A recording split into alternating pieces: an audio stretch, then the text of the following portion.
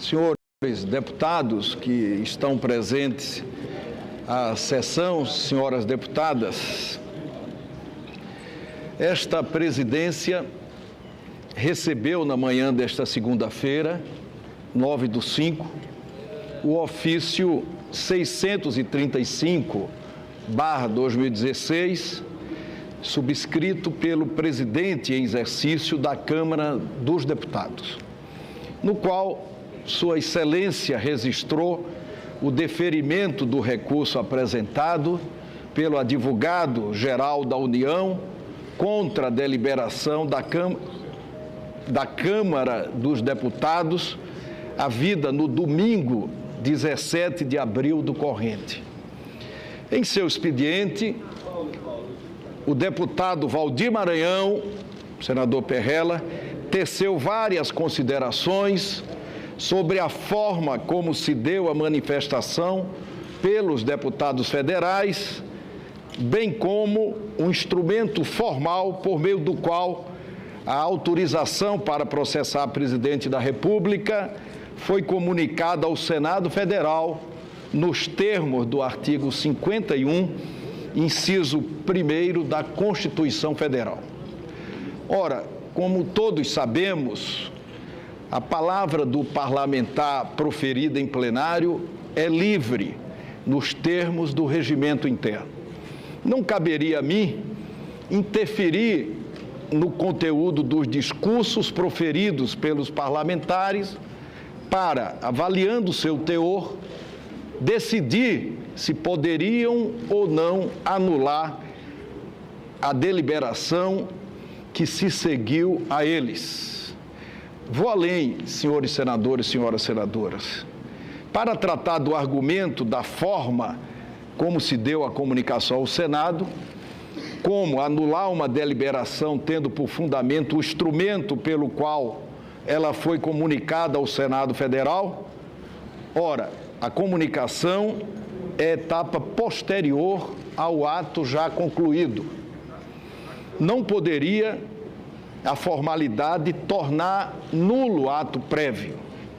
Mas ainda, senhoras senadoras, senhores senadores, que aceitássemos tal argumento, ou seja, que a autorização da Câmara deveria ter sido veiculada por meio de resolução e não de ofício, como foi, eu sou obrigado a rememorar as palavras que proferi aqui neste plenário na terça-feira, 19 de abril, sempre procurando me manter na isenção, na imparcialidade e tendo todos os cuidados com a democracia brasileira, conhecendo as dificuldades que historicamente nós enfrentamos na construção desse processo democrático.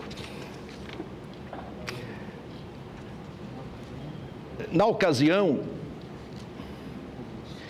na condução deste processo, seguiremos fielmente a Constituição Federal, os acórdãos do Supremo Tribunal Federal, em especial o da ADPF 378, a Lei 10.079 de 1950 e o precedente de 1992. Ora, o precedente de 1992, como podemos verificar no Diário Oficial do Congresso Nacional do dia 29 de setembro de 1992, ocorreu exatamente com a comunicação da autorização da Câmara ao Senado Federal por meio de um ofício e não por meio de uma resolução. Como poderíamos dizer que aquela comunicação de 1992 valeu e que a atual comunicação de 2016 não teria valido. Aliás, senhoras senadoras, senhores senadores, é importante ressaltar que a lei de 1950 é, por si só, a lei do impeachment, um fator de desestabilização política. Da edição da lei para cá, todos os presidentes eleitos sofreram esse tipo de assédio com pedidos de impeachment oferecidos perante a Câmara dos Deputados. Todos, sem exceção. Um pedido com tais consequências poder ser articulado por qualquer cidadão sem nenhum tipo de legitimação popular é uma porta permanentemente aberta para crises, impasses e turbulências, ao estalar de dedos da autoridade de plantão. Independentemente do desfecho desse processo atual, caberá, e eu tenho dito, queria aqui repetir, uma revisão urgente das previsões da Lei 10.079 de 1950, que coloca esse instituto do impeachment na raiz de todos os retrocessos, que, aliás, não foram poucos. Finalmente, e igualmente relevante, cabe assinalar a extemporaneidade de tal decisão. O Senado já está com esse assunto há várias semanas, sendo discutido diariamente na imprensa nacional. Já houve leitura da autorização no plenário, indicação pelos líderes, eleição dos membros aqui no plenário do Senado Federal, instalação da comissão especial, que fez 9 reuniões presidida pelo senador Raimundo Lira, totalizando quase 70 horas de trabalho, apresentação, discussão, defesa, acusação e votação do seu parecer. Essa decisão do presidente em exercício da Câmara agora, portanto, é absolutamente intempestiva. Quando recebi o presidente afastado da Câmara dos Deputados, que pediu celeridade e comunicou na oportunidade que aquela casa não deliberaria enquanto o Senado não ultimasse a deliberação quanto à admissibilidade, reagi, todos lembram, e chamei a atenção para as fragilidades das democracias e disse ainda que a tramitação não seria tão célere, de modo que parecesse apressado, nem tão demorada, de modo que parecesse procrastinação. Aceitar essa brincadeira com a democracia seria ficar pessoalmente comprometido com o atraso do processo e, ao fim e ao cabo,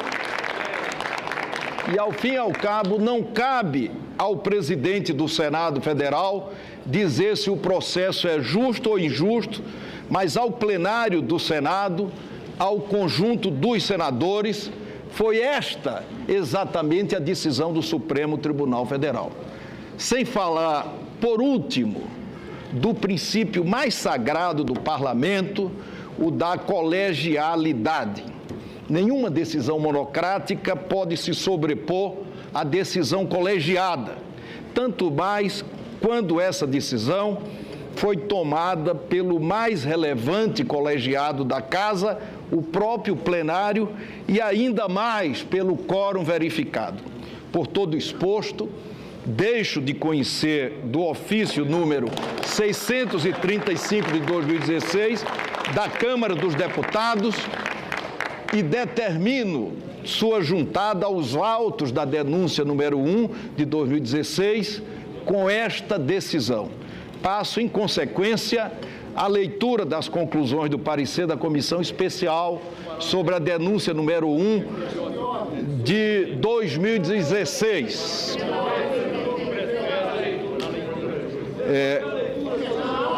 Antes de conceder a